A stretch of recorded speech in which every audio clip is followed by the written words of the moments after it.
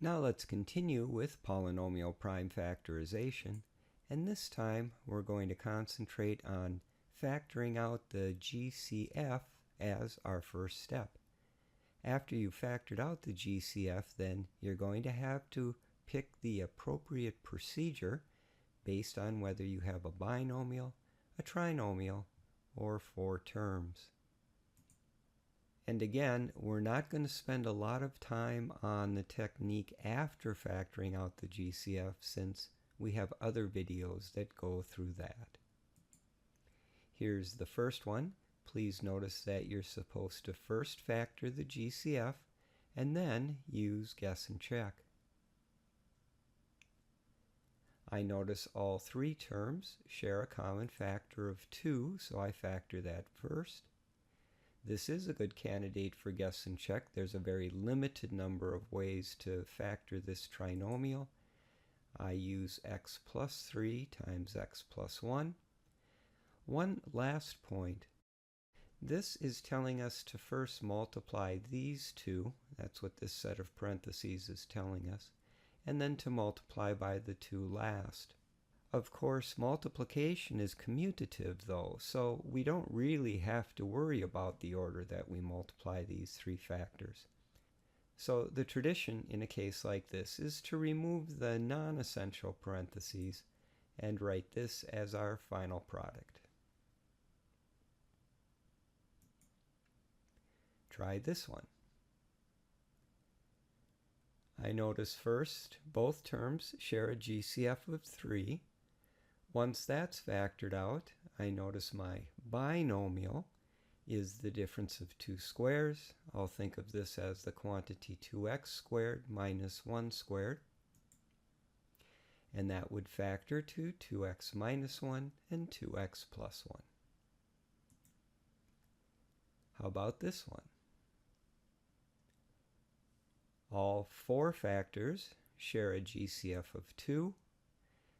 Then, since I have 4 terms, I'll use grouping. I'll factor out the x squared from the first 2 and the common factor of 1 from the second 2. I'll then factor further and have my 3 factors. Last, I'll remove the set of non-essential parentheses, and then all my factors are prime. Remember, there is no sum of 2 squares factored form. Try this one. Although all 3 terms do share a common factor of 2, their greatest common factor is a 4. That will leave me a trinomial, which I could use guess and check on, but notice I'm supposed to use the AC method just for practice. Here the product AC is -4, B is -3, and the factored form is either 1 and 4 or 2 and 2. I can see that I need 1 and 4 where 4 is negative. Then the product will give me -4, the sum will give me -3. So I run through my process for the AC method, and when I get to here, I notice these parentheses are non-essential, and so here would be the final form. And here's our last one for this video. See how you do.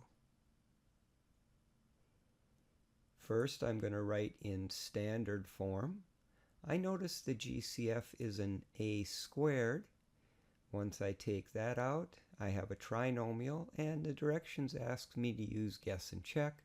Since C is positive but B is negative, I know that I'm going to have a couple of subtractions, and here's my factored form. As a last step, I'll remove my non-essential parentheses. Well, that will conclude this video, where our first step was to factor out the greatest common factor.